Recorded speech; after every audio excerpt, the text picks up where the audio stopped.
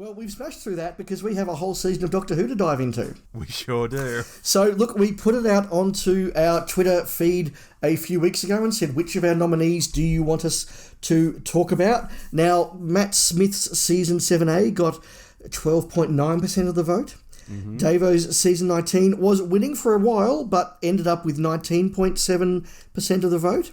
It was early leader. It was the early leader. Then the Pertwee Season 8 took over the lead. That ended with 33.3% of the vote, but with 0.8% higher, Sylvester McCoy's Season 26 was the winner at the point where the poll seized up and stopped taking votes.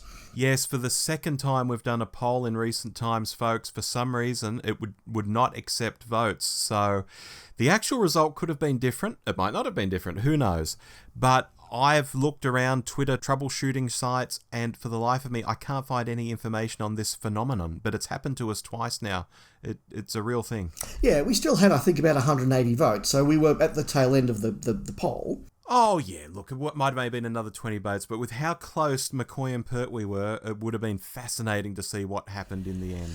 Yeah, look, it would have, but McCoy did win, and the reason why I nominated Season 26 was, well, look, there are a couple of reasons. One, I know that there are a lot of our listeners who are of a similar vintage to us and for whom McCoy was their doctor, particularly fans who grew up in the UK, and so they didn't have the repeats that we did, and the McCoy era was mixed in very well with the Tom era and the Pertwee era and all the rest of it.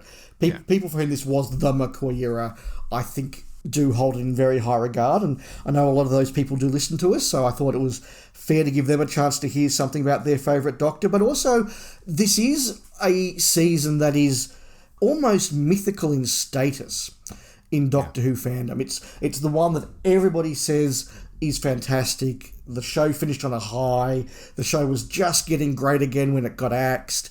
And I thought, I haven't watched this season for a long time, so let's watch it again, kind of interrogate that, and see what I think of it, because I know I didn't listen to this when I bought the Blu-rays. I think I was either busy or I was probably watching another season for the podcast or doing hot takes or something.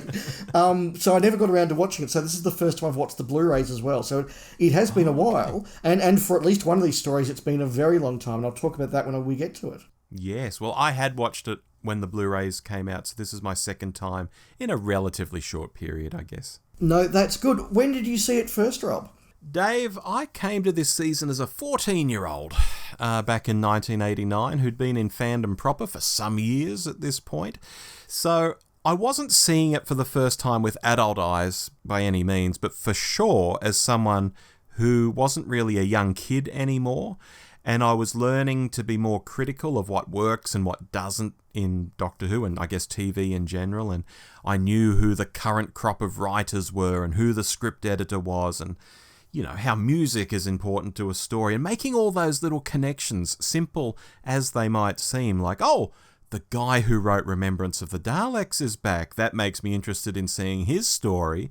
The kind of stuff we do today, easy as breathing, but at this stage for me in fandom back in 1989, this is all stuff I'm still learning as I go from passive, oh, I'll watch anything sort of viewer to, I know a thing or two about this stuff, sort of fanboy. And vitally, can I underline, this is all pre-internet as well. Yeah, it absolutely is. It's back in the days of very primitive fandom looking back now.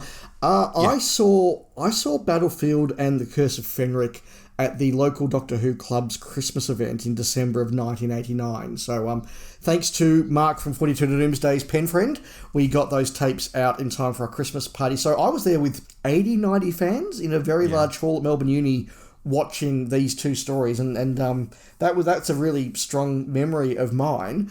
I believe that the club showed Ghostlight and Survival at a meeting in March, which, for the love of me, I don't remember being there, and I have no idea why. And apparently, I'm speaking to Mark and Rob and Richard, they all said that Paul Cornell came to that meeting, so I definitely don't remember that happening. So I don't know where I was in March 1990, but I wasn't at the Doctor Who Club meeting, so I did see Ghostlight and Survival go out just on ABC TV at 5:30 Monday to Fridays, and that was in October, November of 1990. I did look that up and find that out. So we got it a full year after the UK, which was about typical. Right, yeah.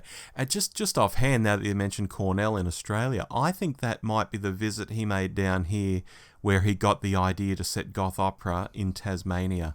It could be. He made 2 visits, so it could be that one or it could be the next one. But yes, I know he may have made more visits. I know he did 2 to Melbourne and visited the club. So yes, he had been out there around that time. Yeah. Just to rewind though to my comment about this being all pre-internet, you would have to learn about stuff, folks. You'd have to learn through being in these fan clubs and talking to fans and seeing the pirate tapes and reading Dwim. We didn't have JNT turning up on breakfast TV to tell us the new season was coming, or the Doctor appearing on Blue Peter. We didn't even have Blue Peter, full stop. So you really had to hunt for knowledge in those days and really sort of know what you were about to see this stuff in line with the UK, or as in line with the UK as you could be. And I think that was part of the fun back then, Dave. You had to be active, you had to be on the ball. So it was kind of an exciting time when I think back to when I first saw this.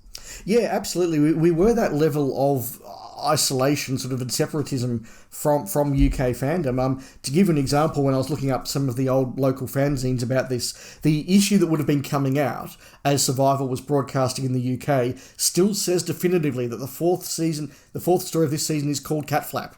So we didn't even have the correct story titles right up until broadcast. Yeah, I remember those titles, yeah.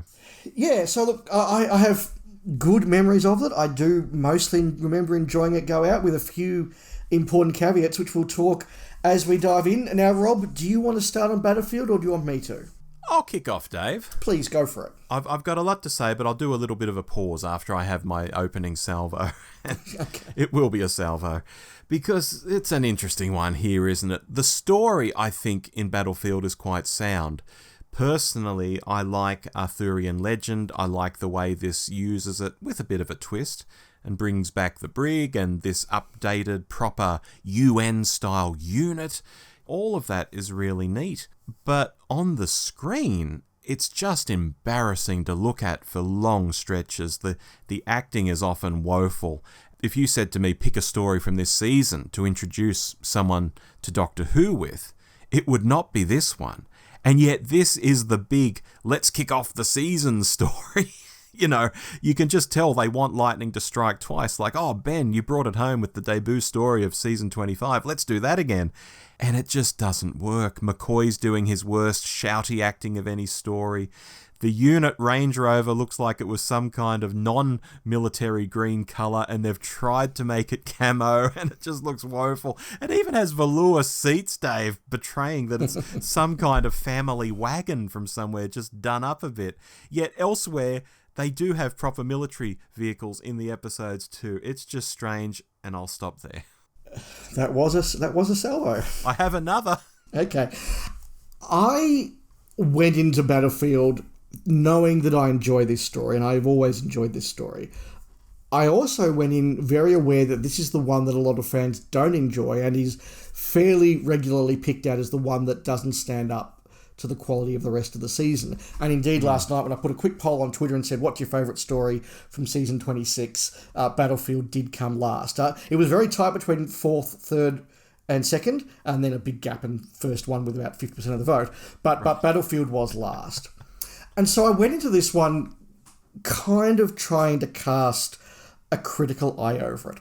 Now, I will say I still enjoyed this story. I think for the most part it actually looks quite good. I think the filming is really good. There's lots of great light. There's lots of good ideas. I like the Merlin concept, and we'll talk more about that in a moment. I think there's some good stuff in here. Angela Bruce is great as Bambera. There's good stuff. But I did notice as I watched it that I could see why this wouldn't necessarily work for everybody.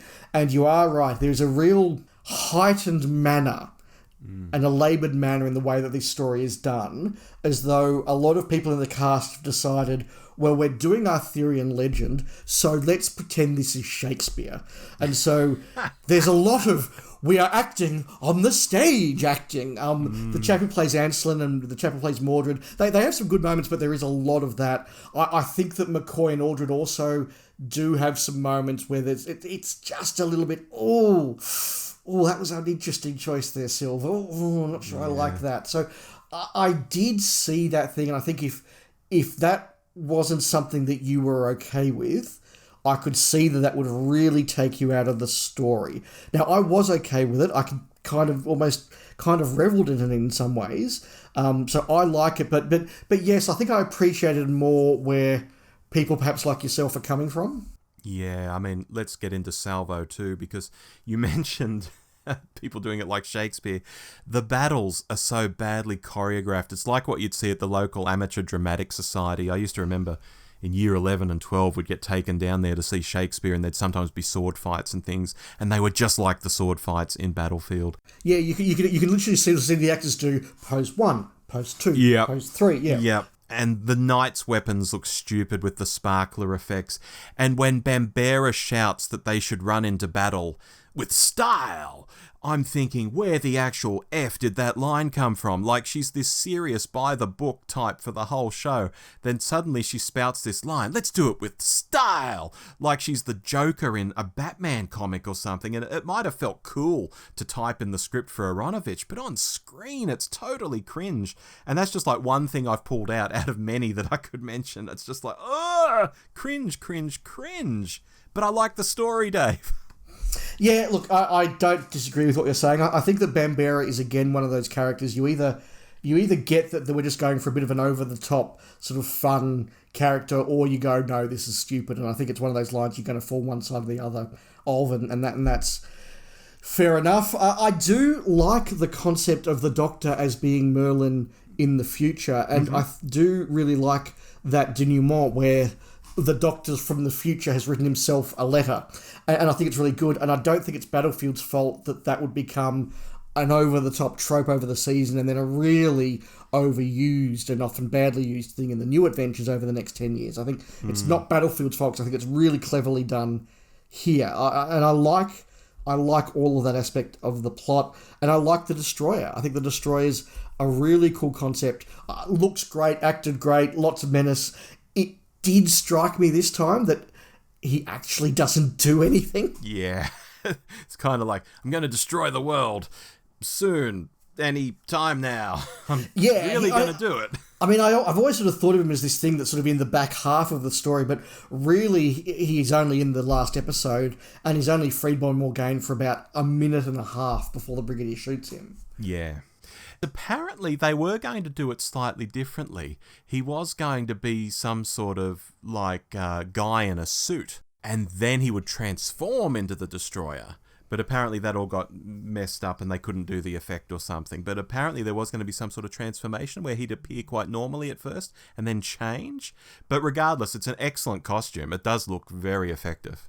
Yeah, and I don't think the cliffhanger to episode 3 would have worked if it wasn't that mask. No, probably not. Here's a guy in a suit.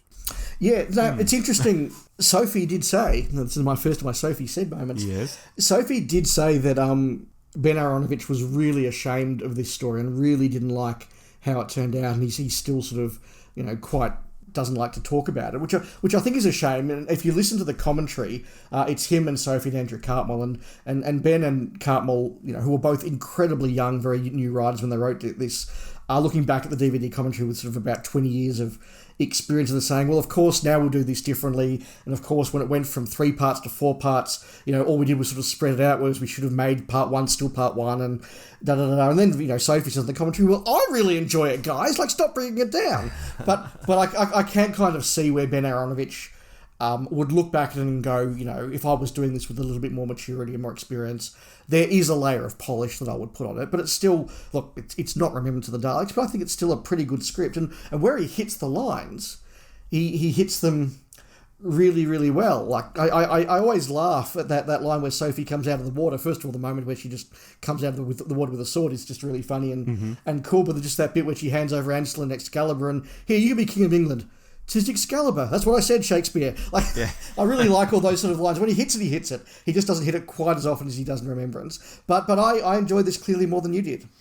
Yeah, and look, again, I emphasise it's not the story itself. I think the story Aronovich is trying to tell is good. It's just the way it's thrown up there on the screen with the acting, the direction, the music, the sets. All of that stuff brings it down, I'd be embarrassed by it too if I was the writer. I think this could look much better. Yeah, I don't think he should be embarrassed. I just get that he would write it better now. Okay. And I'm giving it a B. I'm giving it 2 out of 5. Okay, cool. So that's 4 out of 10. Okay, cool. Yes. I'm just trying to translate into the metric system. Okay, cool. A B and a 2 out of 5. Mm-hmm. That brings me to Ghostlight. Yes. Now, just as I went into Battlefield as a story that I enjoy and I wanted to try and appreciate why people didn't, I went into Ghostlight knowing this is a story that I have struggled with, but equally knowing that this is a story that its fans are very, very passionate about. Mm-hmm.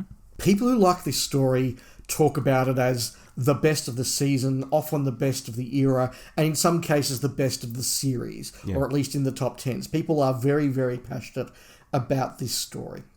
So I really went in trying to see it again through their eyes. And I got part of the way there. I agree this is a brilliant production for the most part. It looks amazing. It looks great. It's very well filmed. The lighting is fantastic. The cast is fantastic. The ideas are really genuinely clever, and there's a lot going on, and there's a lot of subtlety and nuance to it. And some of those lines are really brilliantly clever and funny. Yeah. But I still don't think it quite works, and it still doesn't quite hold up. I think that the explanations are all there, but unless you really know what they are and you've had time to think about them, it's not quite there. There is a little bit too much in this story, particularly for a 3-parter.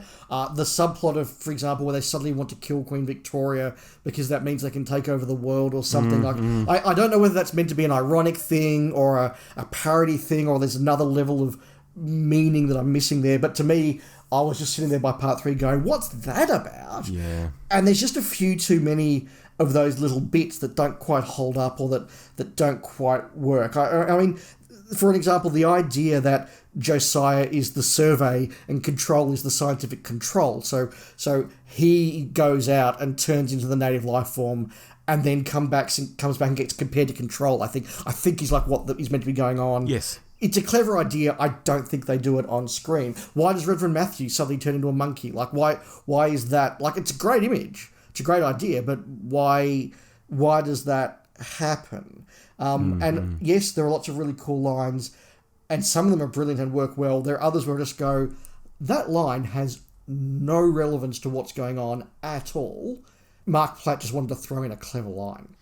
Yeah, like with the Reverend, obviously they're trying to make a statement like, oh, look, the man of God, we've regressed him back to a monkey because humans came from monkeys, haha.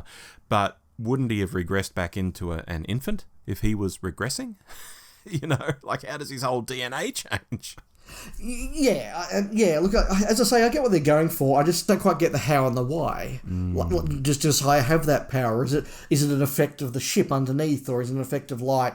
I don't know. Again, it's a really cool image, and I remember watching it for the first time at the age of 10, going out at 5:30 and going, "Wow, that's a really striking moment when they reveal him." And you go, oh, "That's a really striking thing," and I think it's great. I just watching it again, I'm going, "But why?" Yeah. Dave, I think this one is the flip side of the coin to Battlefield. I think the script is a little undercooked here, whereas I like the script and the story idea behind Battlefield. That's interesting. You know, there's all sorts of stuff that to me isn't thought through. Like, you talk about Control. Why is Control given a newspaper every day if she's Control and locked up and not meant to be changing because she's Control? Why are they giving her all this information from the world that she's locked up from? I mean, sorry to spoil it for people, but why is that happening? Yeah, and again, it's obviously because they want that really kooky imagery of the Victorian butler giving a monster a paper. Yes. And it's a great image. But it makes no sense. But it makes no sense. Yeah. You know, why is there a day staff who are normal and a hypnotized night staff? Why haven't the day staff found the night staff hiding in all the cupboards when they're cleaning? In fact, how much work is there for the day staff anyway? I don't know. There's also this sense of, did I just micro sleep and miss something? You know, all the way through it. And yet, in spite of all that, it looks great. And I think the acting is really good on the whole. Even the little musical number that comes across as jaunty yet disturbing. That's great. Yes. And as you've sort of already mentioned, this is all credit to the BBC being able to do these period pieces like no one else on earth. You want an old house interior? Boom, you've got it. From the creepy basement level with all the old toys through the house. The lighting, as you mentioned, is amazing. The way they let some scenes be really dark in that first episode is something I know Davo would rant and rave about as being impossible in his era. He'd say, oh, they can't do that. People have complained that their TV sets were broken. Well, in fact, Janet Fielding on the Behind the Sofa makes exactly that point. Right. Yet here, some of the scenes are incredibly dark, Dave, and I think that's probably what you were referring to. Yeah. Yeah. So, look, all told, I like the idea of what Ghostlight is trying to do. I'm still gobsmacked that this was considered children's television in the 80s. And I was there for this, folks, back in the 80s. I'm still surprised. Compared to what passes for children's TV today, this is like something from another dimension. You really need to watch it closely. You need to think. And again, it looks great. I just think it's a shame the script needs to do more work to really get the story across in a more, I don't know, effortless sort of way so that people can just sit back and relax and enjoy it. Yeah, and look, I did for the first time watch the cutscenes that are on the Blu-ray. I don't know if they're on the DVD or not, but certainly they're on the Blu-ray, and the quality of them is quite varied, so I see why they didn't do a restored version or a director's cut or whatever you want to call it, an extended edition. Yeah. But again, there are some little bits in there, like, for example, you get to see that the glowing eyes of the toys is Josiah looking through a little viewer thing and being able to see through them. So that kind of means that it wasn't just being done for creepy. There was a practical reason behind it. Right. But most of the rest of it is just sort of more of the same. It's some very cool lines cut away, but not explanation. So look, it's interesting you say the script, because the script to me is very clever. But you're right. I think it doesn't quite hold together, as brilliant as a lot of the production is. Final question from me on this story, Rob. Yeah. Like or didn't like the performance? I don't like it, to be honest. No, me either. Yeah. I get that he's going for something a bit different and a bit kooky, but I think that after a couple of takes, the director should have gone, no, can you lower your voice a bit and try and go a little bit more conventionally bad, and look, good that they're doing something different and they're sort of playing against expectations. And the wee fans for who they go, yeah, wow, that's brilliant, that's against my expectation, that's different, it's weird, it's balmy, it's cool. If it works for you, that's great, and it clearly works for a lot of people. I was just sitting there going, what is this guy doing? Score, Dave? Look, I'm giving it a C, which is higher than I used to have given it. I have appreciated it more, but I can't go higher than a C. I'm at 2.5 out of 5, so slightly higher than Battlefield, but not much. Excellent. So Dave, I guess I'll jump in first on Curse of Fenric now. I was saying earlier, if you said to me, pick a story from this season to introduce someone to Doctor Who with, it wouldn't be Battlefield. But it would be The Curse of Fenric. I mean, it's interesting. Here we are again, on location, pulling from mythology, with soldiers, with fight scenes, all in very similar territory to Battlefield in some ways, yet it feels 100 times better than Battlefield to me. The Doctor's not all shouty in a way that feels embarrassing. Everyone's delivering a fine performance, from the bit players to the leads. This one just works, in quotation marks, just works. So, again, it's not a million miles from Battlefield in terms of the concept, but it's so much better in terms of what ends up on screen. And maybe I'll stop there. I've got more to say, though.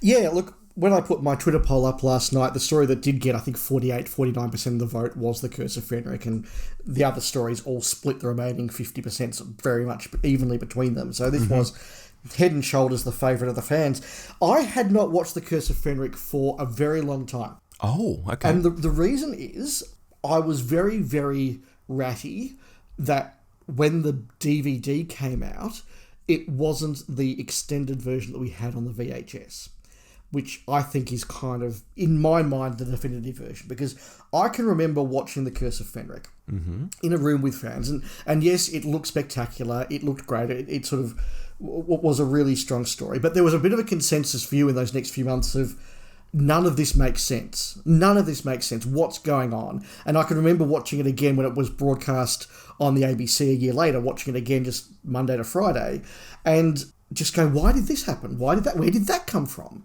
And then it was only a couple of years later they released the extended edition VHS tape, and suddenly everybody said, wow, this makes so much more sense. That extra 9 minutes is all the explanation, and it's all the explanatory scenes put back in, and suddenly the whole thing makes sense. And it was absolutely brilliant. And I was a bit annoyed that that wasn't what they put out on the DVD. So I think I've very rarely gone back to it. It could be 10, if not 15 years since I went back and watched it, because I just kind of didn't want to watch the DVD because it wasn't the right version in my mind.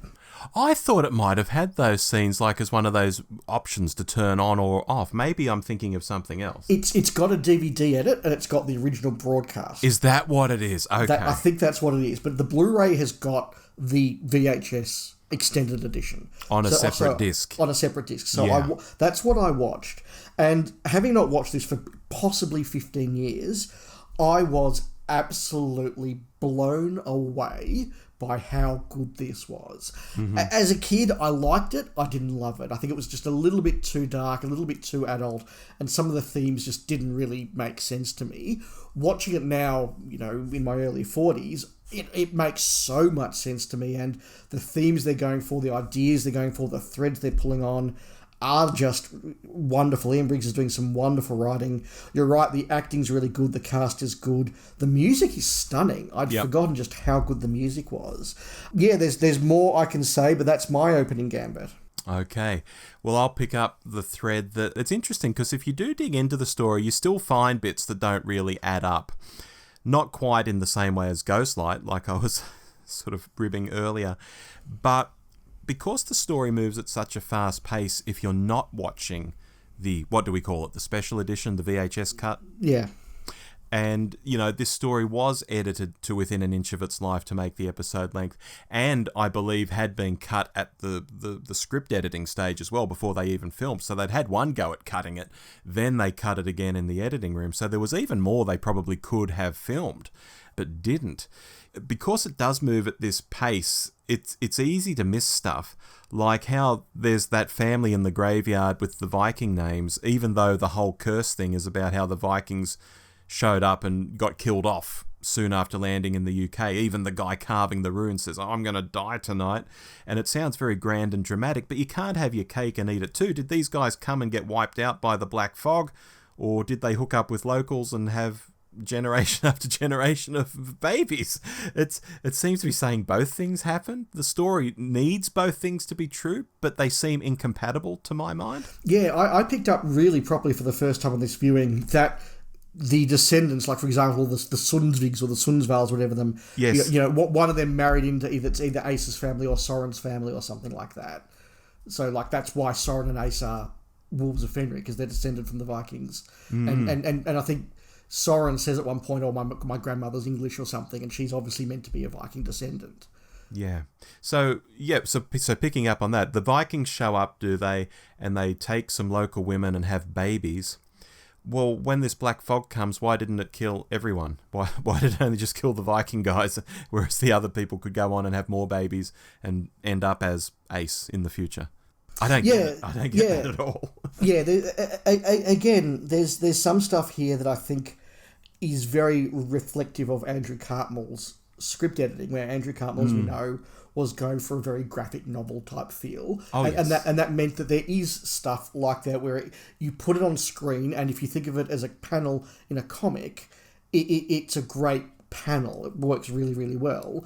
It maybe doesn't quite work as well on TV. And again, I mean, even though Cartmell's been the script editor now, he's in his third year, he still hasn't got the hang of how to ensure that a script is ready to fit into 24 minutes of television. Yeah. And consistently, even in this season, stuff is just being cut and cut and cut because he's just left too much on there. As much as I love the Heimavors and as much as I love the Great Old One, I think, again, great costume, great monsters, the Great Old One does feel as though it's just an extra thing that's been thrown in that maybe if he was removed, things would make a little bit more sense and be left room to breathe, because he really does just sort of arrive, wander around, get lectured by Fenric, and then go, "Oh, you're a bit of a dick. I'm going to kill you." Yeah. And step into this room. Yeah. Yeah. And I mean, I remember as a kid thinking that was very very anticlimactic as an ending. Like, the serpent's just like, I don't like you anymore, and takes him to a room and gasses him. Of course, now as an adult, I appreciate so much more that that's not the conclusion. The conclusion is the moment where the Doctor has to shatter Ace's faith in him so she can stop believing in him, so that the great old one can come close enough to Fenric, etc., etc. It's all that's all very clever, and it's all very, very well worked out. It's a very, very emotional, impactful scene, and I really, really love it. But there's a lot going on. Oh, there really is. Weirdly, the best narrative of the 3 stories we've had so far, I think, is probably Battlefield, despite how badly it comes across on screen. Fenric as a narrative, I think, is somewhere between that and Ghostlight, because I do think it has some issues. And then Ghostlight is just a dog with fleas, so it comes last. Yet this, despite just sort of being middling between those 2 stories, I think comes across as very, very, very watchable on screen. Yeah, it's one of those stories where everything kind of came together. And look, it does have the explanation that Ghostlight does. So I think it is better than Ghostlight comfortably in that sense. It's not as linear and easy to watch as Battlefield, so I get what you're saying. But what does work here is, as I said, every aspect of the production just seems to have worked. The direction, the music, the costumes, the location, the weather's absolutely perfect for it. It just works. Everything works really, really well. And look, when Sophie was asked, what's your favourite story? She did the whole, I could never pick one. But whenever she wanted to sort of use a story as the standard by which to judge everything else, she would always pick Fenric. Yeah, no surprise there. Yeah. I'm giving it an A. I'm giving it a 4 out of 5. Ooh, 80%. Excellent. How good is Survival? That's my opening gambit. I absolutely love this story. I haven't watched it again for a while, but watching it back, I was just blown away. For me, this is my favourite story of the McCoy era, and possibly my favourite story of the 1980s. I think that 1980s Doctor Who culminates in this story, which is gritty, dark, scary, clever, different. It's got a cool alien landscape, and then around that you've got the production of just a wonderful score by Dominic Glynn. That electric guitar sound we just haven't heard in Doctor Who before works so well. You've got the paint box atmosphere for the planet, which they've tried it again in previous stories, and it was a bit off in Mind Warp, and it wasn't bad in Greatest Show, but here they can make paint box work, and it looks great. You've got those fire jets coming up through the water, and you've got Anthony Ainley as a restrained master. All of this set in a wonderful urban landscape. McCoy and Aldred giving perhaps their best performances, and Doctor Who ends with the Doctor returning a Londoner back to London, reflecting him starting by taking 2 Londoners away. Not that that was planned that way. Not that that was planned that way, but it just works out so well. I have huge time for this. I'm not blind to its faults, and we'll discuss them, but How Good is Survival is my opener. Where are you on it, Rob? Well, of all the episodes in season 26... and I did say Curse of Fenric would be the one I would most recommend to people. This one feels the most modern. Yes. Sylvester walking down a suburban street. Sylvester and Sophie going into a contemporary council flat and consoling a young girl. The cameo from Hale and Pace. Yes. All of this stuff was considered at least odd, or much worse, actually, by fandom back in 1989, especially the Hale and Pace cameo. People were losing their over that. Yes. But when you watch it now, you think, this is prototype New Who. It really, really is. So look, yeah, this is really quite good. Ace meeting up with some old pals. That sergeant at the drop-in centre who is like every mad Scotsman you meet who's had a brush of military service and now wants to punch on with everyone. Yeah. We've all met that guy. We all know that character who thinks that he's done a 2-week survival course and now he's absolutely. Yeah. The cheetah people are quite an interesting idea. Like you said, I don't think it's perfect by any means either. None of these 4 stories are in their own ways, but this is very solid and very watchable, and I'll stop there. I was surprised by how brutal it was. I think I'd forgotten that. Stuff like Mitch just plunging a tooth into a wounded cheetah is just really nasty. Not that you see it. Not that you see it, but it's implied strongly enough that it's there. You see shots of eaten cats. Like, you just wouldn't do that today. Yeah, true. It's again implied that Mitch probably didn't kill his parents, but he probably drove away his parents, and that's a really nasty idea. This idea that this family's lost their son probably for 2-3 months, and suddenly he comes back and drives them away. That must be, a really gripping sort of thing. So it's got these really dark ideas in there that I think are really, really effectively done. That survival of the fittest motif is really, really effective. Kara's death is really nasty. One of the Master's nastier real moments, and it's not done with a tissue compression eliminator or a laser. It's just him driving a knife into her. Yeah. That's really good. But I want to really take a moment to praise the direction.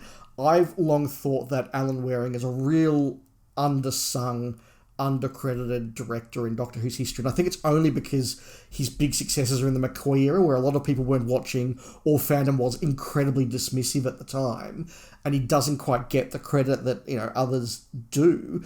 But the direction on this, the point of view shots are just fantastic. The way he uses the landscape of the Cheetah People's planet is really, really good. That moment where the camera is over Ace's shoulder, then just rises up, and then you cut to a little shot looking up at the cheetah on the horse. Yep. Just really, really good direction that just really adds to it all. I'm impressed by that. Yeah, absolutely. Dave, one of the overriding feelings I get when I watch this now, though, which I obviously didn't have in 1989 for obvious reasons, is that this is perfectly good Doctor Who, and yet the series is about to get whacked on the head. I mean, to go into all of that is an episode in itself. I appreciate that. So I just mentioned it here as a feeling I get when I watch this now. And I think about all the Doctor Who we could have had into the 1990s, maybe in some sort of parallel universe where it did continue on from this. Look, I think that is correct. Look, maybe let's just wrap up Survival for a second before we go into some more general comments. Sure. Look, I don't have anything else to say. I think it's brilliant. I think it's Ainley's best performance. I think it's McCoy's best performance. I think it's Aldrin's best performance. Great direction, great look, great music. Everything works together. It is, as you say, the template for New Who. It's an A+ from me. It's a 3.5 out of 5 for me, just a shade under Curse of Fenric. Yeah, look, fair enough. So to cut back as we were sort of doing to a bit of our summation, I think that fandom is right about this season. This is the best season in quite a while. It's, I think, comfortably the best of the McCoy seasons. I don't think that's particularly contentious. I personally think it's better than the 2 Colin Baker seasons. I don't think that's hugely contentious, even if you like Baker.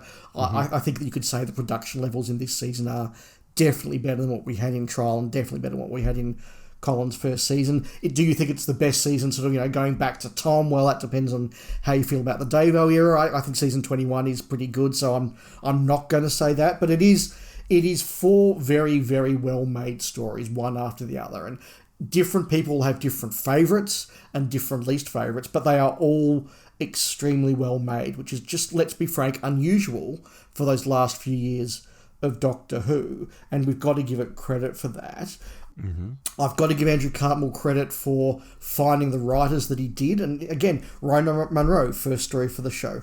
Mark Platt, first story for the show. Ian Briggs and Ben Aronovich, their second scripts, but also people that Andrew Cartmel found. So his thumbprints are all over this, and it does work. The one thing I will disagree with him, though, and I did watch the Endgame documentary on the Blu-ray after I'd finished watching all these stories, and that is, I think, the second best documentary that the DVD range did. I think Trials and Tribulations on the trial set is the best, but this is a very close second.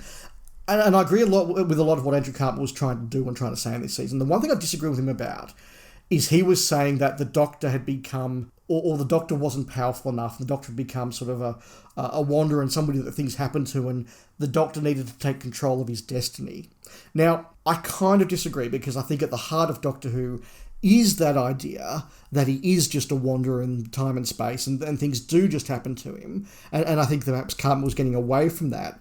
However, I will acknowledge that we're now 26 seasons into a TV show. Yeah. And so the idea of let's do something different is something that was worthy of doing. And even if I don't quite agree with Cartmel's direction or his reasoning on that, I totally get why he's wanting to shake it up. So that's why we do get the Doctor has set up himself as Merlin in the future. The Doctor has brought Ace to Gabriel Chase for very particular reasons to manipulate her. The Doctor has come to find Fendrick, etc., etc., etc. And Survival's the only one where he just rocks up in Perivale and stuff happens to him in a very traditional Doctor Who way. And maybe it's that traditional Doctor Who format that just lifts it a little bit above the other ones for me. I think it's a very good experiment. I'm glad that they did it this time. I don't know if I'd like to see it continue the same way had they done season 27. Very interesting. I've given my scores throughout this, so anyone listening will know I'm rating Curse of Fenric the best, Survival second. Then I think it's a bit of a drop down to maybe Ghostlight in third and Battlefield in the last place. But all of that said, if you were to read these as target novels, I think those bottom two would rise up quite a bit, and frankly we might see some of the positions shift a little. And in saying that, we might have listeners out there saying, well, Rob, that's the whole point. It's the story's stupid. Look past the velour seats in the Range Rover in Battlefield. Ignore Sylvester's inability to sound convincing when he shouts. Think about the stories.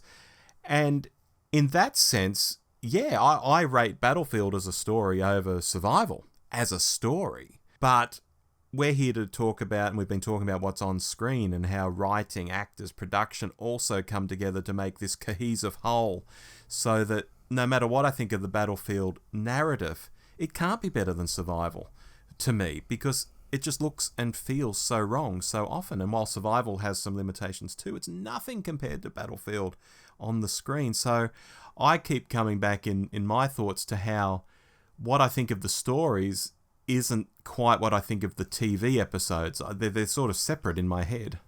Yeah, look, I think that you do need to talk about the visuals because all four stories, in my opinion, do look great. And I mentioned way back at the start of this episode how almost all of Barry Letts's Doctor Who never looks cheap. It looks like it's era, but it doesn't look cheap. And I think this was the first time for a long time that Doctor Who didn't look as cheap as he had looked. And look, television was starting to move on in the 90s. And again, it's a shame that just as special effects and CGI was coming down in price to the point where a show like Red Dwarf a year later could use it in a really, really effective way, and Doctor Who therefore could have as well. And suddenly maybe it could have done proper sci-fi within a BBC budget. It's just ironic that it went just as that budget and sci-fi and technology thing were all aligning. I think they do look better than Doctor Who's looked a long time ago. But I will also say they are four brilliant target novels. I think it's Mark Platt who actually does the adaptation of Battlefield, and he does a really, really good adaptation. I think it's one of the most common pieces of fan wisdom in fandom that the Ghostlight novelisation is brilliant and explains everything that isn't there on the book. Isn't on the screen, and that is correct. I remember reading that when I was 11 on a trip to Europe, in fact. And yeah, suddenly I'm going, oh, I get it. It all makes sense now. Fenric is a top 5 Doctor Who target novel. Like, it's just fantastic, and it's one of those ones like Remembrance that goes off into these little vignettes about the background characters, and so you see Judson and Millington at school together and all that sort of thing. And and Survival. I mean, Rona Munro's a fantastic writer, and I love her other work for Doctor Who, Eaters of Light. I went into this asking the question, is season 26 as good as fandom says it is? I think the answer is yes. I think that McCoy is at his best here, but I know people love McCoy. He's not one of my favourite Doctors, and I do think there are moments here where his limitations as an actor do come through.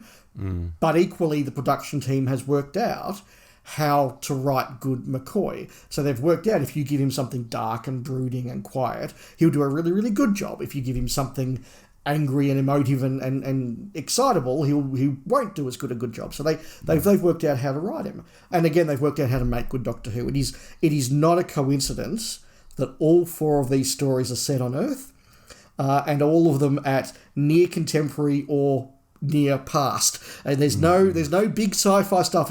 Battlefield set 10 years in the future. Just enough to have a couple of jokes about the king and a £10 coin, and it's basically the present. Survival's the present.